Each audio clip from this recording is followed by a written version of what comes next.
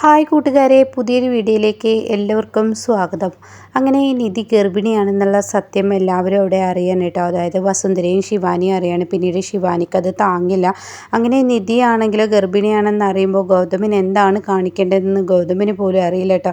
ഗൗതം സന്തോഷം കൊണ്ട് തുള്ളിച്ചാടാണ്. കിടക്കയിൽ കിടന്നും കുത്തിമറിയുന്നു. പിന്നീട് തലേനെടുത്ത് എറിയുന്നു. നിധിയെ ഇങ്ങനെ പൊക്കി വാരിയെടുത്ത് ഇങ്ങനെ വട്ടം ചുറ്റിക്കുന്നു. അങ്ങനെ പല കാര്യങ്ങൾ ചെയ്യുന്നു. നിധിയെ കെട്ടിപ്പിടിച്ച് ഉമ്മ വെക്കുന്നു. ഇതൊക്കെ കണ്ട് വസുന്ധരയും ശിവാനിയും ജനലിൻ്റെ ഉള്ളിലൂടെ കണ്ടു നിൽക്കണം കേട്ടോ. അങ്ങനെ ശിവാനിക്ക് അത് തങ്ങില്ല. ശിവാനി, ആൻറ്റി എന്താണ് ഈ സംഭവിച്ചത്? ആർക്ക് ഗർഭമുണ്ടാവരുതെന്ന് പറഞ്ഞോ അത് തന്നെ ഉണ്ടായിരിക്കുന്നു എന്ന് പറയണം കേട്ടോ. എന്നാൽ ഈ സമയം വസുന്ധരയാണെങ്കിലോ, ഹെടി ശിവാനി, അവളെ ഇവിടെ നിന്ന് തുരത്താൻ വേണ്ടിയാണ് നിന്നെ ഞാൻ ഇങ്ങോട്ടേക്ക് കൊണ്ടുവന്നത്. എന്നിട്ടിപ്പോൾ എന്താ ഉണ്ടായത്? അവൾക്ക് ഗർഭമല്ലേ ഉണ്ടായത് എന്ന് പറഞ്ഞ് ശിവാനിയോട് വസുന്ധര ദേഷ്യപ്പെടുകയാണ് കേട്ടോ. ഇതേ സമയമാണെങ്കിൽ നിധിയെ ഓരോന്ന് ഗൗതം ഇങ്ങനെ കാണിക്കാനായിട്ട്. അപ്പോൾ ഗൗതമിനോട് നിധി പറയുന്നുണ്ട്, എന്താ ഗൗതം ഈ കാണിക്കുന്നു? എനിക്ക് തല ചുറ്റുന്നു, എനിക്ക് തല വല്ലാതെ വലിക്കുന്നു എന്നൊക്കെ ഇങ്ങനെ പറയുമ്പോൾ ഇതെൻ്റെ സന്തോഷമാണ്. ഈ സന്തോഷം എങ്ങനെയാണ് പങ്കുവെക്കേണ്ടതെന്ന് എനിക്കറിയില്ല. പക്ഷേ എനിക്കല്ല തല ചുറ്റുന്നത്, എൻ്റെ വയറ്റിൽ കിടക്കുന്ന കുഞ്ഞിനാണ്. അയ്യോയ്യോ, എൻ്റെ കുഞ്ഞിനാണോ തല ചുറ്റിയിരിക്കുന്നത്? എന്നാൽ ഇനി ഞാനത് ചെയ്യില്ല എന്ന് പറഞ്ഞിട്ട് ഗൗതം നിധിയെ താഴെ ഇറക്കുകയാണ് കേട്ടോ. എന്നാൽ ഈ സമയം വസുന്ധരയാണെങ്കിലും ശിവാനിയോട് പറയാണ്, ഇനി എന്ത് ചെയ്യും? നിന്നെക്കൊണ്ട് ഒന്നിനും കഴിയില്ല. അപ്പോൾ ഉടനെ ശിവാനി, ആൻറ്റി അല്ലെങ്കിൽ തന്നെ ദേഷ്യം പിടിച്ചിരിക്കുകയാണ് ഞാൻ. അവൾ ഗർഭിണിയായി കഴിഞ്ഞാൽ ഈ വീട്ടിലെ എല്ലാ അധികാരങ്ങളും പാറു ആൻറ്റി അവൾക്ക് കൊടുക്കും. അവളാണ് ഈ വീട്ടിൽ മൂത്ത മരുമകളെന്നും പേരക്കുട്ടിയെ പ്രസവിക്കാൻ പോകുന്ന അവളെന്നും പറഞ്ഞ് ഈ വീട്ടിലെ സ്വത്തുക്കൾ അവളുടെ പേരിൽ എഴുതാനൊക്കെ ചാൻസ് ഉണ്ട്. എന്തായാലും എനിക്കിത് താങ്ങാൻ കഴിയുന്നില്ല. എല്ലാത്തൊരു സങ്കടം, എല്ലാത്തൊരു വിഷമം. അത് കേൾക്കുന്ന വസുന്ധര പറയാണ്, എത്ര നാളായി നീയും പ്രണവും വിവാഹം കഴിഞ്ഞിട്ട്, എന്നിട്ട് നിനക്കിടയിൽ ഒരു കുഞ്ഞുണ്ടായി എന്നൊക്കെ ഇങ്ങനെ ചോദിക്കുകയാണ് കേട്ടോ. അപ്പോൾ ഉടൻ തന്നെ ശിവാനി എന്ത് ചെയ്യുന്നു, ഫോണെടുത്ത് ജ്യോതിക്ക് വിളിക്കുകയാണ്. അപ്പോൾ ജ്യോതി എന്താ എന്ന് ചോദിക്കുകയാണ്. അതെ, നമുക്ക് സന്തോഷിക്കാനുള്ള ഒരു വാർത്തയുണ്ട്. സന്തോഷിക്കാനുള്ള വാർത്തയോ? അത് കേട്ട ഉടൻ തന്നെ, ആൻറ്റി സന്തോഷിക്കാനല്ല സങ്കടപ്പെടാനുള്ള വാർത്തയാണ്. പിന്നെ നീ എന്തിനാ സന്തോഷിക്കാൻ എന്ന് പറഞ്ഞത് നമുക്കല്ല, അത് നിധിക്കും ഗൗതമിനാണ്. അവർക്ക് സന്തോഷിക്കാനുള്ള വാർത്തയോ? ഇപ്പോൾ അവർക്കാണല്ലോ സന്തോഷങ്ങൾ. അതെ, അവർക്ക് തന്നെയാണ്. നിധി ഗർഭിണിയാണ്. എന്താ ഈ പറയുന്നത്? നിധി ഗർഭിണിയാണെന്നോ? അതെ, നിധി ഗർഭിണിയാണ്. അത് കേൾക്കുന്ന ജ്യോതിക്ക് താങ്ങാൻ കഴിയില്ല. ജ്യോതി പറയും, എന്താ ഈ പറയുന്നത്? നിങ്ങൾ ഒരിക്കലും നുണ പറയരുത് എന്നോട്. നുണയല്ല, ഞങ്ങളുടെ ചെവി കൊണ്ട് കേട്ടതാണ്. അപ്പോഴേക്കും വസുന്ധര പറയണം, ജ്യോതി ഇവൾ പറഞ്ഞത് സത്യമാണ്, നിധി ഗർഭിണിയാണെന്ന് പറയട്ടോ. ഇതും കൂടി ആവുമ്പോൾ താങ്ങാനാവാതെ വസുന്ധരയോട് ജ്യോതി പറയണേ, ഇല്ല, അവൾക്ക് ഗർഭം ഉണ്ടാവാൻ പാടില്ല. അവൾ ഒരു കുഞ്ഞിനെ പോലും പ്രസവിക്കില്ല. അതിന് ഞാൻ സമ്മതിക്കില്ല. അവളൊരു കുഞ്ഞിന് ജന്മം നൽകാൻ ഞാൻ സമ്മതിക്കില്ല. ഉടൻ തന്നെ വസുന്ധര, എന്ത് ചെയ്യാൻ കഴിയും? നമ്മളെ കൊണ്ട് ഒന്നും ചെയ്യാൻ കഴിയില്ല. എന്തെങ്കിലും ചെയ്യാൻ കഴിയുമോ എന്ന് ഞാൻ നോക്കട്ടെ. നിങ്ങൾ അവിടുത്തെ നീക്കങ്ങൾ എനിക്ക് പറഞ്ഞു തന്നാൽ മതി എന്നും പറയുന്നു കേട്ടോ. പിന്നീടാണെങ്കിലോ നിധി ഇങ്ങനെ പൂജാമുറിയിലോട്ട് ചെല്ലാണ്. അതായത് നിർമ്മലയും പാറുവും കൂടി പൂജാമുറിയിലോട്ട് നിധിയെ കൊണ്ടുപോവാണ്. എന്നിട്ട് പൂജാമുറിയിൽ പ്രാർത്ഥിക്ക്, ദൈവങ്ങളോട് നന്ദി പറയും എന്നൊക്കെ ഇങ്ങനെ പറയാണ്. അങ്ങനെ ഗൗതമും കൂടെയുണ്ട്. അങ്ങനെ അവർക്ക് വേണ്ടിയുള്ള പൂജയൊക്കെ നിർമ്മല ഇങ്ങനെ ചെയ്തിട്ട് അവരുടെ നെറ്റിയിൽ പ്രസാദമൊക്കെ ഇട്ട് കൊടുക്കുന്നുണ്ട്. അതിനിടയ്ക്ക് ആരതി ഒഴിയുന്നുണ്ട്. അങ്ങനെയുള്ള കാര്യങ്ങളൊക്കെ ചെയ്യുന്നതിനിടയ്ക്ക് പാറു കാണാൻ തൻ്റെ ഫോണെടുത്ത് പെട്ടെന്ന് വിളിക്കുന്നത്, എനിക്ക് നിധിയെ, എൻ്റെ ഡോക്ടറായ എൻ്റെ കൂട്ടുകാരിയായ ഒരു ഡോക്ടറുണ്ട്, അവളെ കാണിക്കണം എന്ന് പറയുന്നത്. ഞാൻ എന്തായാലും അവൾക്ക് വിളിച്ച് നോക്കട്ടെ. ഉടൻ തന്നെ പാറു ഫോൺ എടുക്കുന്നുണ്ട്. ഇത് ഞാനാണ് എന്നൊക്കെ ഇങ്ങനെ പറഞ്ഞിട്ട് തൻ്റെ കൂട്ടുകാരിയോട് സംസാരിക്കാനായിട്ട്. അപ്പോൾ അവർ ഡോക്ടർ ചോദിക്കുന്നുണ്ട്, എന്താ പാറു ആവശ്യം? അതെ, എൻ്റെ മരുമകൾ ഗർഭിണിയാണെന്നുള്ളത് കൺഫേം ആയിരിക്കുന്നു. അത് കേട്ടോടെ തന്നെ ഡോക്ടർ കൺഗ്രാജുലേഷൻ എന്ന് പറയുന്നത്, അല്ല നിന്നെ ഒന്ന് കാണണേ, എൻ്റെ മോൾക്ക് മൊത്തത്തിലൊരു ചെക്കപ്പ് നടത്തണം, അതിനെന്താ നാളെ രാവിലെ വന്നോളൂ എന്ന് പറയണേട്ടോ. അപ്പോൾ ഈ സന്തോഷം കേൾക്കുമ്പോൾ ഒരുപാട് സന്തോഷമാവുകയാണ് ഗൗതമിന്. പക്ഷേ ഗൗതമിൻ്റെ ഉള്ളിൽ വളരെ ടെൻഷനാവുകയാണ്. അങ്ങനെ ഗൗതം പറയുന്നുണ്ട്, എനിക്ക് പേടിയാവുന്നു, എനിക്ക് ഭയങ്കര ടെൻഷനുണ്ട്, എൻ്റെ കുഞ്ഞിന് ഇനി എന്തെങ്കിലും പ്രോബ്ലം ഉണ്ടെന്ന് ഡോക്ടർ പറയുമോ? അത് കേൾക്കുന്ന നിർമ്മല പറയണേ, എന്താ ഗൗതം, വളർന്നു വന്നിട്ടില്ല കുഞ്ഞ്, ഇപ്പോൾ ജസ്റ്റ് കൺഫേം ആയിട്ടല്ലേ ഉള്ളൂ, അപ്പോഴേക്കും നിൻ്റെ കുഞ്ഞിന് എന്തെങ്കിലും പ്രശ്നം വരുമെന്നോ? അങ്ങനെയൊന്നുമില്ല, പേടിക്കേണ്ടതില്ല, ഈ കുഞ്ഞിന് ദൈവം നിങ്ങൾക്ക് തരുമെന്നൊക്കെ നിർമ്മല പറയുന്നു കേട്ടോ. അങ്ങനെ ഇവർ പിന്നീട് റൂമിലോട്ട് പോവുകയാണ്. അപ്പോൾ ഈ സമയം ഗൗതം വല്ലാത്തൊരു ടെൻഷനിലാണ്. നിധിയെ ഒരടി നടക്കുമ്പോൾ നിധി നോക്കണം, അങ്ങോട്ട് കയറരുത് ഇങ്ങോട്ട് കയറരുത് എന്നൊക്കെ പറഞ്ഞിട്ട് ഗൗതം നിധിയെ ഇങ്ങനെ നോക്കിക്കൊണ്ടിരിക്കുകയാണ് കേട്ടോ. അപ്പോൾ ഉടൻ തന്നെ ഗൗതം പറയണേ, നീ എനിക്ക് ഇത്രയും വലിയൊരു സന്തോഷം തന്ന സ്ഥിതിക്ക് ഇനി നിനക്ക് ഞാനൊരു സന്തോഷം തരണ്ടേ, അതുകൊണ്ട് നമുക്കൊന്ന് പുറത്തു പോവാമെന്ന് ഗൗതം നിധിയോട് ആവശ്യപ്പെടുകയാണ്. അപ്പോൾ തന്നെ നിധി പറയണേ, എങ്ങോട്ടാ, അതൊക്കെയുണ്ട്, ഒരു സർപ്രൈസ് തരുമ്പോൾ ആ സർപ്രൈസ് തന്നെ ആയിരിക്കണം, അതുകൊണ്ട് നീ എന്നോട് എന്താ എന്നുള്ള ചോദ്യം വേണ്ട എന്ന് പറഞ്ഞാൽ അവർ രണ്ടാളും അവിടെ നിന്ന് ഇറങ്ങാനിട്ട്. അപ്പോൾ പാറു ചോദിക്കുന്നുണ്ട്, നിങ്ങൾ എങ്ങോട്ടാണ്? ഞങ്ങൾ വന്നിട്ട് പറയാമേ, ഞങ്ങളൊരു സ്ഥലം വരെ പോവാണ്, എനിക്ക് നിധിക്ക് ഒരു സർപ്രൈസ് കൊടുക്കണം, അത് ഇന്ന ഹോട്ടലിലോട്ട് പോവാണ് എന്ന് പറഞ്ഞിട്ട് പോകുന്നുണ്ട് കേട്ടോ. അപ്പോൾ മുകളിൽ നിന്ന് ഇത് ശിവാനി കേൾക്കാണ്. ശിവാനിയും വസുന്ധരയും ഇത് കേൾക്കുന്നുണ്ട് കേട്ടോ. അങ്ങനെ ഇവരങ്ങ് പോകുന്നു. പിന്നീട് ശിവാനി പെട്ടെന്ന് ജ്യോതിക്ക് വിളിക്കുകയാണ്, അവർ ഇന്ന ഹോട്ടലിലോട്ടാണ് പോയിരിക്കുന്നത്, എങ്കിൽ നീ ആ ഹോട്ടലിലോട്ട് എത്താൻ നോക്ക്, ഞാനും ഇത്ര നിമിഷങ്ങൾക്കുള്ളിൽ അവിടെ എത്താം. അപ്പോൾ വസുന്ധര പറയുന്നുണ്ട്, അവരുടെ കണ്ണുകളിൽ നീ പെടരുത്, ഇല്ല അത് പെടില്ല എന്ന് പറയാനേട്ടാ. അങ്ങനെ അവരവിടെ എത്താനേട്ടാ. പിന്നീട് നിധിക്ക് ഇഷ്ടപ്പെട്ട ഏറ്റവും വലിയൊരു ഹോട്ടലായിരിക്കും, അതിനുള്ളിലോട്ട് നിധിയെ കയറ്റിക്കൊണ്ട് പോകുമ്പോൾ നിധിക്ക് അവിടുത്തെ പ്രകൃതി ഭംഗിയൊക്കെ വല്ലാതെ ഇഷ്ടപ്പെടുകയാണ്. അങ്ങനെ ഗൗതം നിധിയെ ഇരിക്കൂ എന്നൊക്കെ പറഞ്ഞിട്ട് സ്വീകരിക്കുകയാണ്. അങ്ങനെ നിധി അവിടെ ഇരിക്കുമ്പോൾ നിനക്ക് വലിയൊരു സർപ്രൈസുമായി വരുന്ന ആളെന്ന് പറഞ്ഞിട്ട് കാണിച്ചു കൊടുക്കുന്നുണ്ട് കേട്ടോ. അങ്ങനെ ആ ആളെ ഇങ്ങനെ കാണിച്ചു കൊടുക്കുമ്പോൾ നിധി അയാളെ തന്നെ ഇങ്ങനെ നോക്കി നിൽക്കുമ്പോൾ അയാളുടെ കയ്യിൽ ഒരു വലിയൊരു ബോക്സ് ഉണ്ടാവും കേട്ടോ. അത് കണ്ട് നിധി എന്താണെന്ന് അറിയാതെ ഇങ്ങനെ നോക്കി നിൽക്കുകയാണ്. അപ്പോൾ ഉടൻ തന്നെ അങ്ങോട്ടേക്ക് ഇങ്ങനെ ജ്യോതിയും ശിവാനിയും ഒരു സൈഡിൽ വന്നിരിക്കുന്നുണ്ട്. അവൻ്റെ ഒരു കോട്ടിക്കൂട്ടൽ, ലോകത്ത് ആർക്കും ഗർഭമില്ലാത്ത കോട്ടിക്കൂട്ടലാണ് അവൻ്റെ ഒരു ഭാര്യസ്നേഹം എന്നൊക്കെ ഇങ്ങനെ ജ്യോതി പറയുന്നുണ്ട്. അപ്പോൾ ശിവാനി പറയുന്നത് ശരിയാണ്, എന്നോട് തന്നെ അറപ്പ് തോന്നുന്നു, ഇവരുടെ റൊമാൻസ് കണ്ട് ഞാൻ തന്നെ അറപ്പാവുന്നു എന്നൊക്കെ ഇവർ പറയുന്നുണ്ട് കേട്ടോ. അങ്ങനെ ഈ സമയം ഈ ഒരു ആള് ഈ ഒരു സാധനവുമായി ഇങ്ങനെ വരികയാണ്. അപ്പം നിധിയുടെ മുന്നിലോട്ട് ഇങ്ങനെ ടേബിളിൽ ഇങ്ങനെ വെച്ച് കൊടുക്കുകയാണ് കേട്ടോ. അങ്ങനെ അത് വെച്ച് കൊടുക്കുമ്പോൾ ഗൗതം ആ ഒരു സർപ്രൈസ്, അതായത് ആ ഒരു മൂടിയിട്ടിരിക്കുന്ന ആ ഒരു ബോക്സ് കൊണ്ട് അത് തുറന്ന് നോക്കുമ്പോൾ നിധിയെ ഞെട്ടിപ്പിക്കുന്ന കാഴ്ചയാണ് കേട്ടോ അതിൽ കാണുന്നത്. അതായത് ഒരു അമ്മയും കുഞ്ഞുമായിട്ടുള്ള ഒരു കേക്ക്, അങ്ങനെയുള്ള ഒരു ഫോട്ടോ വെച്ചിട്ടുള്ളൊരു കേക്കായിരിക്കും കേട്ടോ. അത് കാണുമ്പോൾ നിധിക്ക് ഒരുപാട് സന്തോഷമാവുകയാണ്. അങ്ങനെ നിധി ഗൗതമിനോട് പറയണേ, ഇത് സാധാരണ പ്രസവം കഴിഞ്ഞതിന് ശേഷമാണ് ഇങ്ങനെയൊക്കെ എല്ലാവരും ചെയ്യാറുള്ളത്. അത് കേട്ടോടെ തന്നെ ഗൗതം പറയണേ, എല്ലാവരും പ്രസവം കഴിഞ്ഞ് കുഞ്ഞു വരുമ്പോഴാണ് ഇങ്ങനെയൊക്കെ ചെയ്യുക, പക്ഷേ ഞാൻ എൻ്റെ കുഞ്ഞ് പിറക്കാൻ പോകുന്നു എന്നുള്ള ആ സന്തോഷത്തിൽ ചെയ്തിരിക്കുകയാണ്, എൻ്റെ ഭാര്യയ്ക്കും വേണ്ട ഒരു സന്തോഷം, അതുകൊണ്ട് എൻ്റെ മോളെ എണീറ്റ് നിന്ന് ഈ കേക്ക് കട്ട് ചെയ്യുക എന്ന് പറയട്ടോ. അങ്ങനെ ആ കേക്ക് കട്ട് ചെയ്ത് അവർ പരസ്പരം പങ്കിട്ട് കഴിക്കുകയാണ്.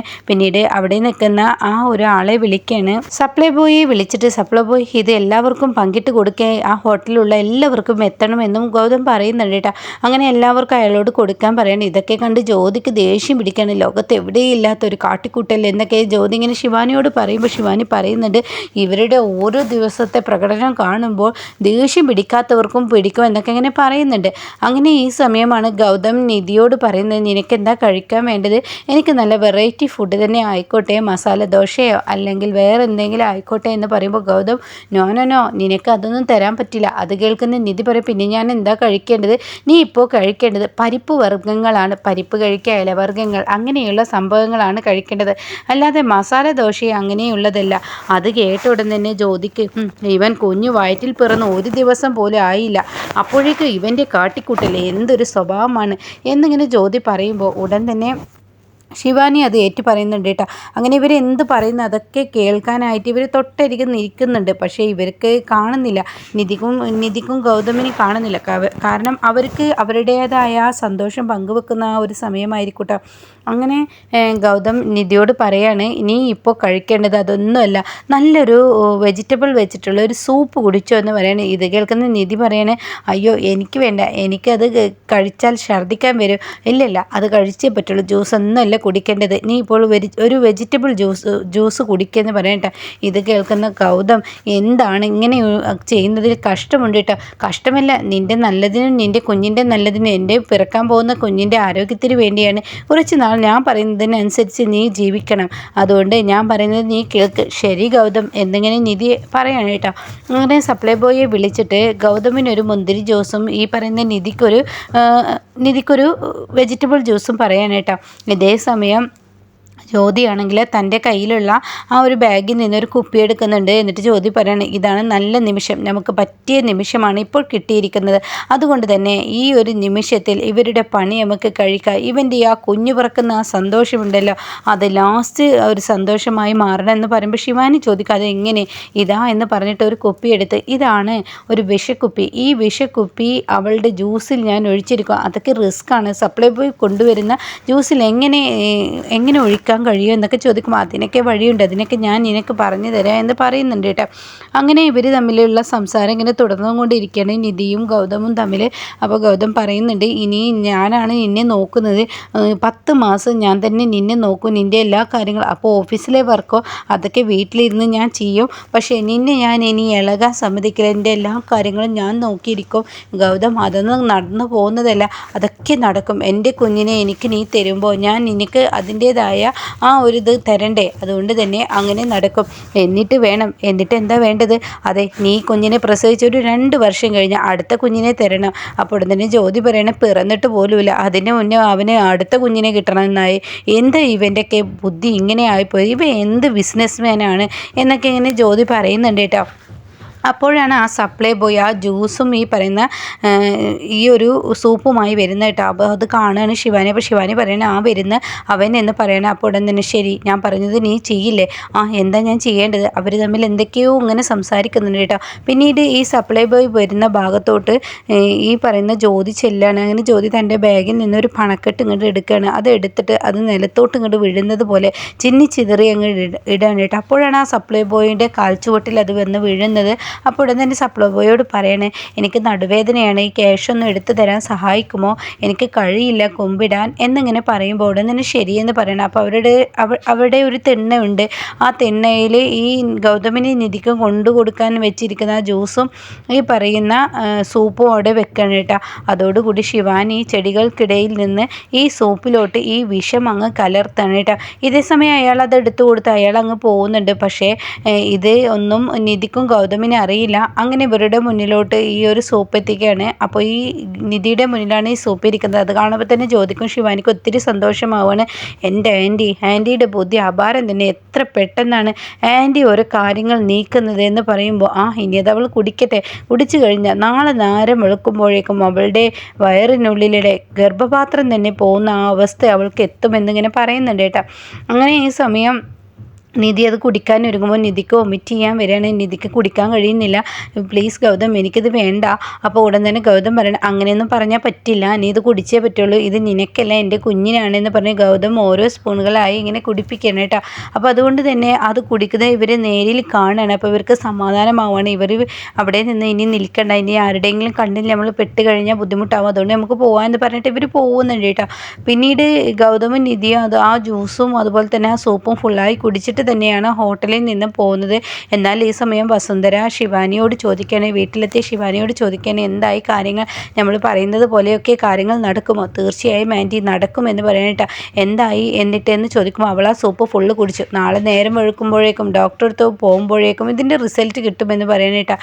അപ്പോൾ തന്നെ ജ്യോതിക്ക് വിളിക്കണം. അപ്പോൾ ജ്യോതി പറയുന്നുണ്ട്, തീർച്ചയായും ഡോക്ടറെ അടുത്തോട്ട് പോകുമ്പോഴേക്കും കാര്യങ്ങൾ നടക്കും.